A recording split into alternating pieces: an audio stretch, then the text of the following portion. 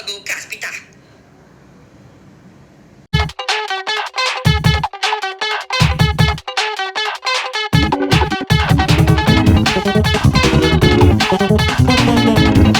Maior gênio da história, dono de uma bela aparência, com fartos cabelos louros e olhos claros, muito educado e afetuoso com as pessoas, adorava os animais, era canhoto, vegetariano, com um QI estimado em 180, criador da Mona Lisa. Todo mundo sabe quem pintou a Mona Lisa, não é mesmo?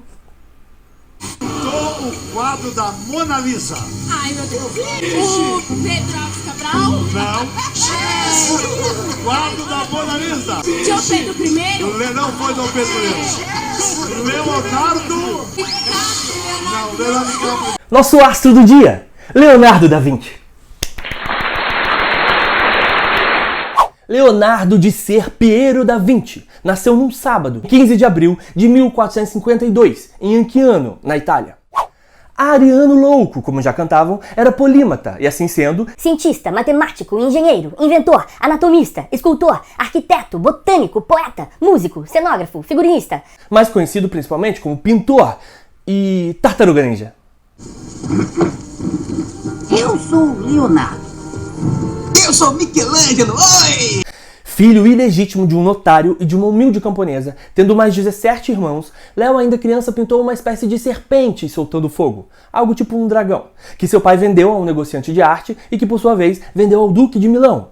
Em 1469, com 17 anos, se tornou aprendiz de um dos maiores pintores de seu tempo, Andrea del Verrocchio, e inclusive ajudou seu mestre a pintar a obra O Batismo de Cristo, de 1475, apenas pintando o anjo da esquerda, que segura a túnica que Jesus usa.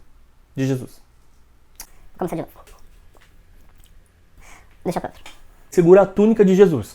Porém, sua pintura foi tão superior ao mestre, mais fina e elegante, que Verrocchio, chocado, decidiu nunca mais pintar. Sua primeira obra completa foi Madonna do Cravo, também de 1475. Digo completa, pois Da Vinci era o rei do começar e não terminar. Conhece um parente assim, não é mesmo? Pois é, Léo teve uma estranha carreira de não cumprimento de prazos e encomendas jamais entregues, o que resultava em clientes insatisfeitos e frequentes cobranças. Leonardo da Vinci, você me prometeu entregar o retrato no dia de hoje, e eu não saio daqui sem esse retrato, entendeu? Sim, de acordo. Quer posar? Bene. O que falta para acabar? Começar. Assim foram várias vezes, como seu inacabado São Jerônimo no Deserto, de 1480, e A Virgem e o Menino com Santa Ana, que ele começou em 1508 e não terminou em 1513. Curiosidade que em 2011, agora há pouco, a obra foi submetida a um restauro, e depois de apresentado o resultado, o museu foi acusado de danificar a obra devido a uma limpeza extrema que modificou a obra. É fake news, Suzana. Isso aí é fake news. Falei pra minha mãe também. Recebeu o negócio no WhatsApp, você tem que mandar pro Júnior. Existem apenas cerca de 15 obras de Da Vinci hoje em dia. Algumas se perderam, como é o caso de Leda e o Cisne, seu único nu, de 1507. E de suas obras acabadas, A Dama com o Arminho, de 1490, é uma das mais notáveis. Ai, como eu gosto dessa obra. Porque existem várias teorias em relação ao simbolismo do bichinho, que pra gente é uma doninha. Dizem que ele pode ser o apelido da moça, a jovem Cecília Gallerani, ou que ele significa a pureza, ou, o mais óbvio, que simboliza seu amante, o nobre Ludovico Sforza, que usava o bicho como emblema de suas campanhas, o que sugere que ela o tinha em suas mãos. Léo era estranho, pois assim como ele não terminava algumas obras, outras fez em dobro, como em Virgem do Fuso, datada de 1501, e a incrível Virgem dos Rochedos, uma de 1486. Eu falei 488. 1486. Eu sou muito ruim pra datas ali. Aí eu fico esquecendo. Tenho que ler. Que foi para o Louvre, e outra de 1508, que foi para Londres. Essa segunda, inacabada, fez com que Da Vinci recebesse uma intimação judicial para voltar e finalizá-la. Quando trabalhava para Ludovico Sforza, recebeu a missão de construir a cúpula da Catedral de Milão, e também um cavalo gigante. Porém, missão dada, também a missão não cumprida com sucesso. E devido a Da Vinci não terminar o projeto, as 70 toneladas de bronze que seriam usadas para a obra foram usadas para fabricar canhões, que defenderiam a Itália da invasão francesa. Desde cedo, nosso pequeno Léo aprendeu uma infinidade de coisas, como Desenho técnico, química, metalúrgica, mecânica, carpintaria, trabalhar com couro, metal, fazer moldes. E devido a esses seus múltiplos talentos para ciências e artes, sua engenhosidade e criatividade, mesmo sem sair do papel, chegou a desenhar a bicicleta, a calculadora, o helicóptero, um tanque de guerra, o casco duplo das embarcações, as placas tectônicas e o uso da energia solar. Ainda foi precursor da aviação e da balística. Inclusive, Da Vinci deixou mais de 16 mil páginas escritas de anotações. Cansei. Aos 23 anos, Da Vinci vivia uma vida louca e, junto com mais 3 garotos, foi acusado de sodomia. Segundo a acusação, ele teria tido relações homossexuais com Jacopo Saltarelli, um famoso prostituto da época, de 17 anos. Um dos outros 3 rapazes era amigo dos Médicis, e o caso foi arquivado. Porém, pouco tempo depois, ele foi acusado novamente, mas sem provas. Como a punição era grave, Da Vinci resolveu dar uma sumida, e até 1478 não existem registros de suas obras, nem de onde ele estava. Onde estaria Da Vinci? Seus relacionamentos mais íntimos foram com seus pupilos, Gian Giacomo Caprotti, mais conhecido como Salai, que significa pequeno diabo na gíria da época, super justificado, pois o boy Roubava, mentia, era teimoso e gastava tudo em roupas, segundo Léo. Ainda assim, Salai permaneceu com Da Vinci por mais 30 anos e aprendeu muito sobre pintura, e também posando para Da Vinci, como em São João Batista, de 1514. Antes disso, em 1506, Léo acolheu outro pupilo, Francesco Melzi, que virou seu preferido até o fim da vida. Mas como nesse canal não falamos só de amor, e sim de babados e confusões, segue nosso Top 3 babadinhos pra vocês. Sim, babadinhos. Pequenos babados. Da Vinci escrevia de forma invertida. Há muitas lendas sobre isso, dizendo que eram códigos e tal. Mas a verdade é que ele era canhoto e escrevia assim para não borrar suas anotações que só podiam ser lidas através de um espelho. Da Vinci comprava pássaros engaiolados só para libertá-los. Antes de morrer, pediu para se confessar e receber a extrema unção.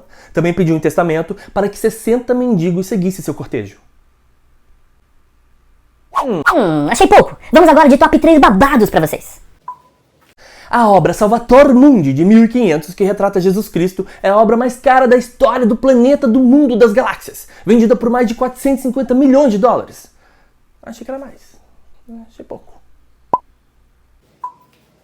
Da Vinci foi acusado e punido pelo papato de... Papato. Pelo papato. Isso é papato? Não, isso é papada. E é o papado. O papado devido aos seus estudos anatômicos. Como era um artista de sucesso, Da Vinci foi autorizado a dissecar cadáveres humanos em alguns hospitais da Itália. E isso era considerado um sacrilégio. Em 1515, seu pupilo e amante Salai pintou junto com Da Vinci uma versão nua da Mona Lisa, chamada de Mona Vanna. O próprio Salai ficou como dono da original Mona Lisa, pós-morte de Da Vinci. Leonardo tinha em Michelangelo seu arqui-inimigo e rival. Michelangelo dizia que Léo era incapaz de finalizar suas obras. Léo falava que Michelangelo ressaltava muito os músculos nas suas. Em 1504, Léo fez parte de um comitê para transferir contra a vontade de Michelangelo sua célebre estátua de Davi. Michelangelo foi escolhido para pintar a Capela Sistina e Léo não. Toda a Florença reforçava essa disputa entre os dois e eles viviam se bicando. Temos cenas exclusivas de uma dessas brigas. Imagens da treta na tela. E lá vem a treta. Você tem inveja porque tudo que você faz parece um saco de nozes. Sua escultura é inferior à minha pintura. Você é que tem inveja do meu Davi. Aquela coisinha é muita pretensão sua, seu pintorzinho anatômico, seu petulante. Ah, e você que não consegue nem terminar um cavalinho de bronze. Tchau! Seu fedido. Vai lá, seu enrustido. Em 1516, passou a trabalhar diretamente a serviço do rei Francisco I da França, que inclusive lhe deu uma casa para morar e uma pensão de 10.000 escudos. Lá passou os 3 últimos anos de sua vida, ao lado de seu pupilo e companheiro Francesco Melzi. Morreu em 2 de maio de 1519 e deixou Melzi como seu principal herdeiro, Recebendo todo o seu dinheiro, cadernos, ferramentas, sua biblioteca, objetos pessoais e obras. Também deixou bens e vinhas para Salai, seu primeiro pupilo e companheiro, outras vinhas para seu criado Batista, terras para seus irmãos e um manto de pele para sua criada. Quando morreu, o rei Francisco lhe segurava a cabeça, e essa cena foi retratada por Ingres em 1818, na obra A Morte de Leonardo da Vinci. Mas não podemos ficar aqui só falando da vida de Da Vinci, pois nesse caso suas obras sobressaem a sua vida pessoal. Assim sendo, preciso de ajuda. Sim! Aonde está o meu repórter, aquele que viaja pelo tempo? Tives, aonde você está? Olá, Tives, boa noite! Eu estou aqui em Paris, direto do Museu do Louvre. E claro que eu vou falar da Mona Lisa, ou La Gioconda, para vocês. A obra mais conhecida da história deu origem a contos, romances, poemas, óperas, dentre tantas teorias de inclusive a obra ter sido até um autorretrato de Da Vinci vestido de mulher. A verdade é que a moça se chamava Lisa Gherardini, mulher do comerciante Francesco del Giocondo, que encomendou a obra para comemorar a gravidez da moça. Sim, Mona Lisa tinha acabado de dar à luz. A encomenda, feita em 1503, é muito conhecida por seu famoso esfumato. Nunca foi entregue, pois Leonardo não a finalizou, somente a fez em 1507, com a ajuda de seus pupilos. Tives, a obra chegou a pertencer a Napoleão no século XIX, que pendurava a coitada em seu banheiro. Devido a isso, ela tem umas manchas brancas até hoje. Depois disso, ela veio aqui para o Museu do Louvre, desde 1804, e é a maior atração dos 6 milhões de visitantes anuais. Porém, a segurança aqui não era lá essas coisas. Em 1956, um visitante jogou ácido na obra. Outra ocasião, um boliviano usou uma pedra. E em 2009, uma russa que estava muito puta com a França jogou uma caneca. Mas aí, o vidro já estava blindado e não aconteceu nada. Porém, o roubo mais famoso eu deixo pra você, Tives. É com você. Muito obrigado, Tive. Se der tempo, nos conte sobre outras obras, ok? Sim, pessoal. Em 1911, a Mona Lisa foi literalmente roubada do Museu do Louvre. Antes disso, a pobrezinha não era ninguém. Não apenas por medir seus singelos 77 por 53 centímetros. Ela não tinha lugar de destaque no museu. As pessoas passavam por ela e nem a percebiam. Então, o seu sequestro mudou o rumo da história e tornou a obra a mais popular, questionada, elogiada e reproduzida do mundo. A rainha do marketing. Um de seus últimos babados é de que existe uma outra Mona Lisa embaixo da Mona Lisa. Sim, em 2015, o cientista Pascal Coetzee, que estudou a obra por 10 anos, divulgou que por baixo da obra existe uma outra mulher totalmente diferente da que conhecemos. Ela olha para o lado, tem rosto mais fino, nariz, mãos e lábios menores e não sorri. Qual a sua preferida? A mais conhecida virou cosplay de diversos pintores que conhecemos. Duchamp, Dali, Banksy, Warhol, Vicky, Lichtenstein, Botero. Também tivemos Mona Lisa na moda, na publicidade, na Barbie, nos Simpsons, nas livrarias e nos cinemas, nos quadrinhos, nos Legos, nos Playmobils e nas infinidades de memes. Até eu já fiz diversas releituras. Várias. Muitas mesmo. Para finalizar, um software de reconhecimento facial concluiu que Mona Lisa está 83% feliz, 9% aborrecida, 6% amedrontada e 2% raivosa. Mas Tives, meu filho, conseguiu viajar no tempo mais um pouco? Sim, Tives, eu vim de trem até Milão. Não foi fácil entrar, pois visitar a obra-prima A Última Ceia, de 1498, requer comprar ingressos com meses de antecedência. Mas eu falei com a Liege e o Luiz. Aqui é o refeitório dos padres dominicanos. E a pintura mostra um momento específico em que Jesus diz aos 12 apóstolos que um deles o trairia. Imagina o clima da treta, Tives. Em outras pinturas sobre o tema, eles sempre foram retratados pós essa informação. Então Judas já tá lá sempre boladão. Nessa, o pessoal tá confuso geral, ninguém sabe quem é o X9. Porém, a obra vive de restauro, gente. E nesses mais de 500 anos, ela não teve vida fácil. Pois Leonardo não utilizou a técnica do afresco, e sim da têmpera sobre gesso. Ainda sem acabar, ela já tinha rachaduras. No século XIX, o refeitório aqui era usado como estábulo, e durante os bombardeios da Segunda Guerra Mundial, foi quase completamente destruído. Caiu teto, caiu parede, menos a Última Ceia, que ficou protegida por sacos de areia. Foi coberta por um pano e passou anos a céu aberto, exposta ao tempo até que tudo foi reconstruído. Ainda assim, continua um ícone de todos os tempos. Apesar dessa porta que abriram aqui. Tives, muito bom! A Última Ceia continua sendo um dos bens culturais mais conhecidos, enigmáticos, estimados e copiados do mundo. Se fosse mostrar todos os cosplays da história aqui pra vocês, dava mais 3 vídeos. Então selecionei meus preferidos. O cosplay de Salvador Dalí, de 1955. O de Mary Beth Anderson, de 1971. Adoro. E esses dois de Andy Warhol, de 1987, meus preferidos, e que fazem parte de uma série que Andy criou com mais de 100 releituras da Última Ceia. Agora, encerrando com o nosso repórter, mais alguma obra-prima pra contar pra gente, Tives? Último trem consegui chegar aqui em Veneza, Tives, onde está a sua outra obra-prima, O Homem Vitruviano, de 1490. Para quem não sabe, é o mais famoso desenho de Leonardo, onde há uma figura masculina nua, separada em 2 posições sobrepostas, baseado na obra do arquiteto romano Vitrúvio, que havia tentado encaixar as proporções do corpo humano dentro de um quadrado e um círculo. Mas as suas tentativas ficaram imperfeitas. Foi apenas com o Da Vinci que o encaixe ficou perfeito, dentro dos padrões matemáticos esperados. A obra é considerada um símbolo da simetria básica do corpo humano e do universo como um todo. Segundo Da Vinci, o umbigo seria o centro de tudo. Daí que as pessoas só enxergam o próprio umbigo, não é mesmo? Ah, o homem vitruviano, como eu amo! Um ícone cultural, reproduzido por todas as partes dos continentes. Até um euro ele virou. Porém, já na época de sua criação, era inspiração para diversos cosplays dos contemporâneos de Da Vinci. Ah, os cosplays, sim! Como o nome desse programa leva cosplay, é disso que precisamos falar. A inacabada Adoração dos Magos, de 1481, já era um cosplay de Adoração dos Magos, de Botticelli, de 1476. Uma de suas obras-primas, A Anunciação, de 1472, já era a anunciação de uma anunciação, de Fra Angelico, de 1437.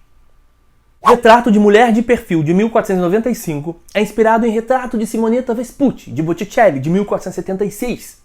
E a obra Ginevra de Benci, de 1478, é inspirada em Retrato de uma Jovem Menina, de Petrus Christus, de 1465. E o próprio Retrato de Leonardo, será que nunca foi cosplay? Ah, nós brasileiros não perdemos tempo e colocamos nosso galã como rótulo de nossa famosa cachaça.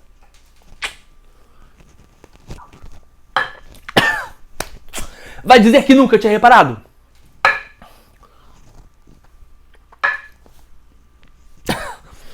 Agora toma isso, ouvindo essa musiquinha. Leonardo da Vinci, por que é que eu não posso dar dor? Se Leonardo da Vinci, por que é que eu não posso dar dor? Mesmo apertando a encolha malandro e da sujeira depois. Mas tá faltando o meu cosplay, não é mesmo? Veja aí.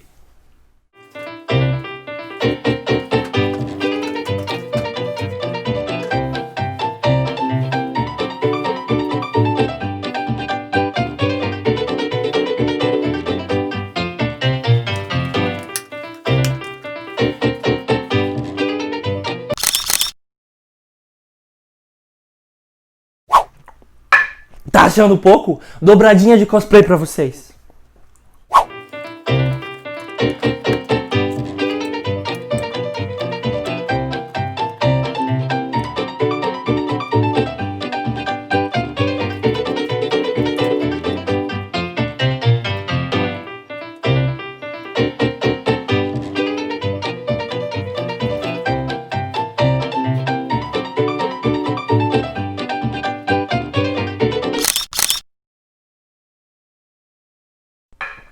Por hoje é só, pessoal.